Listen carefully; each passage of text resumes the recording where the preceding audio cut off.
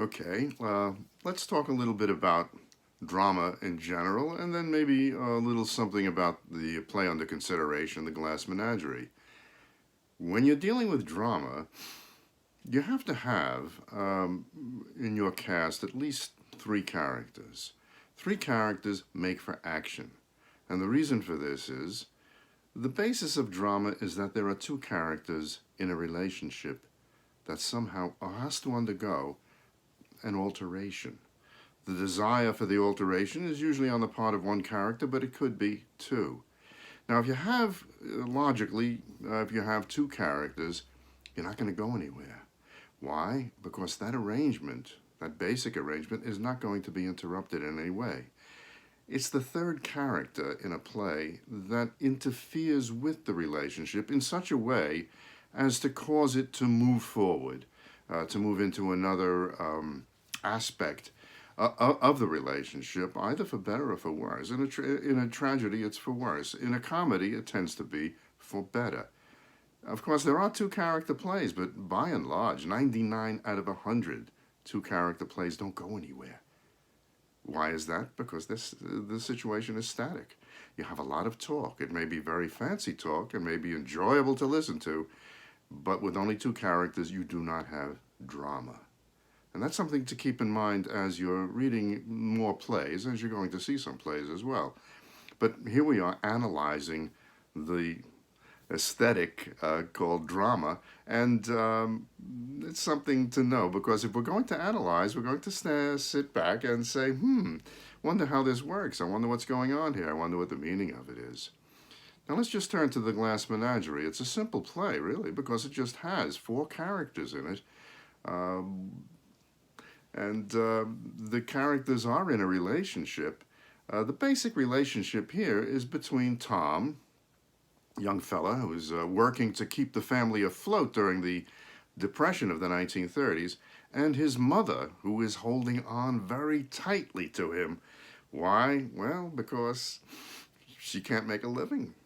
She can perhaps try. She's got a lot of spunk and a lot of determination, but in a way she can't quite make it for a maybe deep psychological reason. The play is called something like a dream play. It's a play of illusions. A glass menagerie is something artificial, something strange. Menagerie is a collection of animals. You may want to be aware of that. The glass menagerie is a collection of little glass animals that the third character here, Laura, who is the daughter of Amanda and the sister of Tom, Laura is somebody who has a hard time facing reality.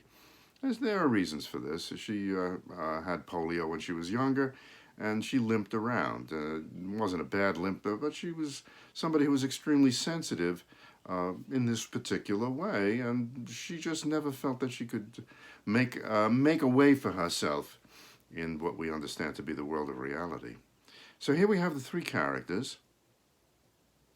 And Amanda has one thing on her mind above all else, and that is somehow to find a suitor for her daughter, Laura. A gentleman caller, as she refers to him, being somebody who remembers the old South and its elegant ways. Of course, we're living in the Depression now. It's a world of severe reality. It's something that is not easy to grasp onto or to be happy living in. And so Amanda has to work her way selling magazines, annoying people, and harassing her son into staying with them until he satisfies her, Amanda's need for a gentleman caller for her daughter. Now, of course, the third character here is Laura, and she has to be satisfied in this way as well. And so Tom, who's the central character, is going to eventually satisfy that demand that's inherent in Laura to bring around a young guy who may find her interesting and get engaged to her and eventually marry her. But of course, that's not going to happen. This is reality. Some of the themes to look for in this play is that the theme of illusion, the theme of what are we going to do next because we can't face reality.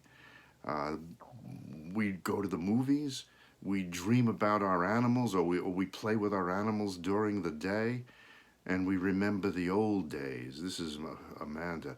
We remember the good old days when she was young, teenager, and had coming by her house 17 gentlemen callers, all of whom she seems to have refused. She chose the wrong man to marry, in her point of view, from her point of view. And that is a fella who left the family. He was a telephone man who fell in love with long distances. That's a line from the stage notes. And she simply hasn't gotten over this trauma, being left alone in the depression, and with no other means of support than to depend upon her son.